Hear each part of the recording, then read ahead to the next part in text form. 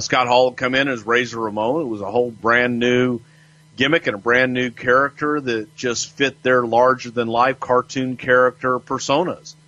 So Scott Hall as Razor Ramon was somebody that Vince McMahon could sink his teeth into and really get behind, that over-the-top character. And the over-the-top character that was rumored to be saddled with him was a bit of a, not so much the diamond stud gimmick that he was doing in WCW, but a G.I. Joe, because Razor Ramon grew up in an army family, so he bounced around quite a bit. And Razor supposedly kind of shot that down and wanted to do more of the Scarface character. And, of course, in typical Vince McMahon fashion, he told Scott that he had not seen the movie, and that was kind of a shock to everyone, I'm sure, because it's one of the more iconic gangster movies of all time, and you would think that would be something Vince would be into. But for whatever reason, he hadn't seen it, and the Tony Montana character in Scarface was kind of the genesis for this whole Razor Ramon character. Is that the way you understood it? Without a doubt. It was a character that Razor used to do with Kurt Hennig, and hey, yo, Chico, and he did the Al Pacino Scarface accent. He and Kurt would go back and forth and had their little routines that they would do when they would travel in the car, and had told Vince about this. So he did the character for Vince, and of course Vince fell in love, and the rest, as they say, is history. According to the rumor and innuendo, Tito Santana gets credit for helping name him Razor Ramon. Did you hear that same story? No, I didn't. That's when I came in, it was all Vince, man, talking about Razor and the whole. You talk about Scarface and the cocaine, and you're chopping it up with a razor, and I think that's more where it came from than anything. But Tito may have. So the vignettes that are so famously associated with Razor Ramon were shot on South Beach, but some of these skits you've actually seen and you believe were shot in Connecticut, right?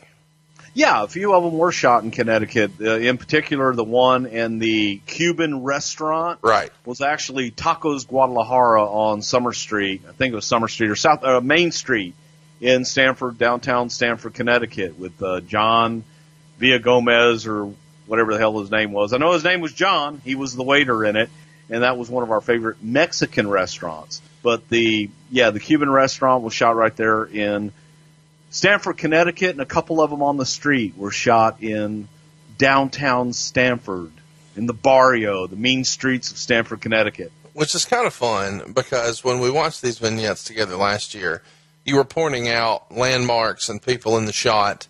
But for years and years, I think most of us, myself included, assumed that all of these were shot in Miami, and that was not the case. And this is an era where the vignettes were really a big deal to introduce the character. And I thought they really set a good tone, and he eventually makes his television debut on August 8th.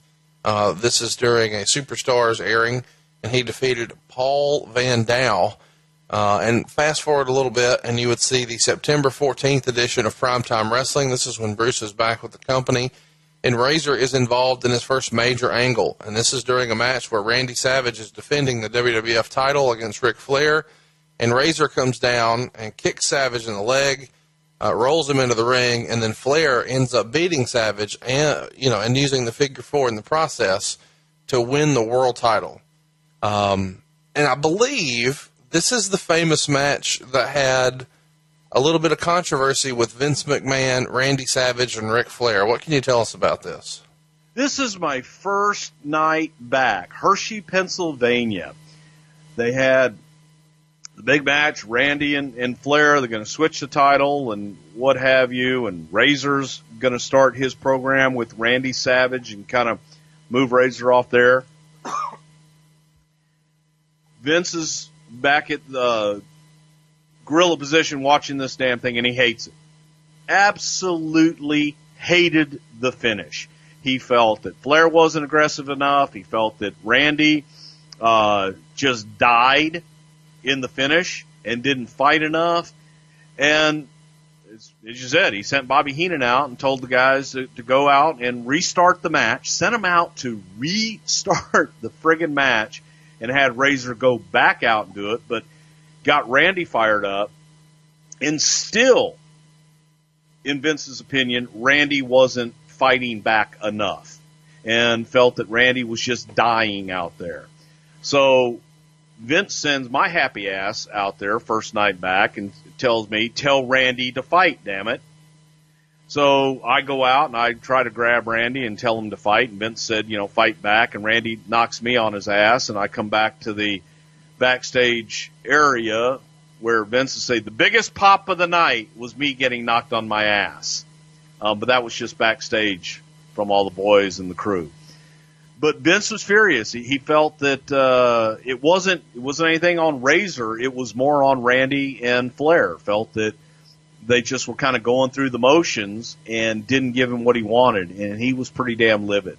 But they went out and redid it and got Randy to fight back a little bit. Let me ask you this. You were there. You saw the match, and the match is available on the WWE Network if you'd like to check it out. But catch me up. In your opinion, was the match that bad, or is Vince just overreacting? Is this one of those Vinceisms where he sees something we don't see? It was that bad. You didn't see the match that they redid. You saw the edited version of the the first part of the match and then the redone match. But it was, and when you take a guy like Randy Savage, who was a superstar and a WWF champion, he wanted him to be a big star and to fight and to be competitive. And he felt that Randy had gone out there to do a job and that Randy was just kind of going through the motions and that the two guys were dancing versus competing. Is this a boo-boo face situation? In your opinion?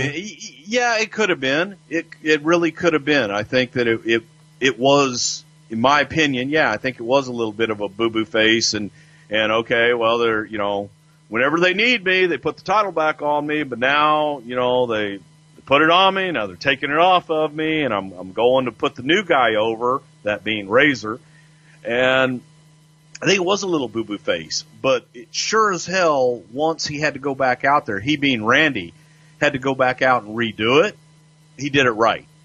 Let me ask you this. Do you think this is the beginning of McMahon starting to lose confidence in Savage's in-ring ability? Because it wouldn't be too long after this that Savage would, not be pleased just being an announcer and leave for the greener pastures of WCW.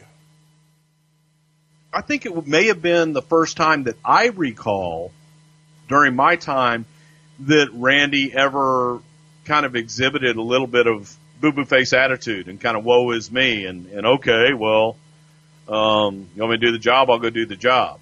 Randy always went out, and if he was doing the job or if he was going over, he wanted to steal the show. If he was going to be the man and put in that position, he wanted to steal the show. I'm with you on that. I'm asking, do you think this is the beginning of McMahon losing confidence in him as an in-ring performer? Not what Randy felt that night, but what Vince thought. Is this, I think it was, because I think it was the first time Vince experienced it from Randy. Sure.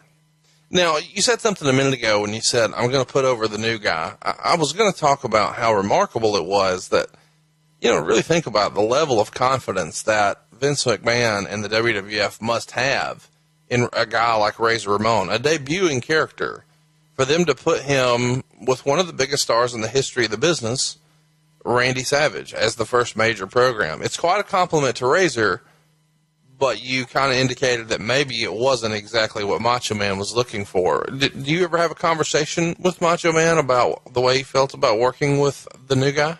Oh, yeah, definitely. Randy in the beginning, was going to make Razor work for everything that he got. And he wasn't, happy about having to go in. He won the title, he dropped the title, won the title, and Randy felt that he was just being put out to pasture, especially at this time in his career. I was hoping for an impression there. Maybe I'll do a better job teeing it up next time. We get to Survivor Series 92, and this is where Savage and Warrior, then billed as the Ultimate Maniacs, we haven't spent a lot of time talking about them here on the show, were scheduled to take on Ric Flair and Razor Ramon. But, of course, a few weeks prior to the event, Warrior winds up fired from the WWF. It feels like I say that almost every week now. So Mr. Perfect, who was Flair's executive consultant, is suddenly turned babyface and now teamed with Savage to take on Flair and Razor at the Survivor Series. We talked all about this Mr. Perfect situation in our Mr. Perfect episode, which is available in the archives. But let's talk about the decision here briefly to turn Mr. Perfect babyface, because for his entire career up to this point, Kurt had been a heel. What can you tell us about the way he felt? Because it's one of those deals where the Mr. Perfect character, even in name, is supposed to be a heel, and now he's a babyface. Were people just that confident in his ability to pull this off, or was it simply a matter of, we need a main eventer and we don't have one? Oh, here's a guy. Let's try to make a deal. The stronger the heel, the stronger the babyface, and vice versa. Mr. Perfect was over extremely huge as a heel, and we felt that by taking a heel that strong and turning them babyface, that they would be able to fit in that babyface role. We didn't have anybody else of that top level to replace Ultimate Warrior. So we had to do something drastic. And looking around and looking at the roster at that point in time, really the best decision was when you look at it, what did you have? You needed something new. You needed something different. Perfect fit that bill. So we tried it.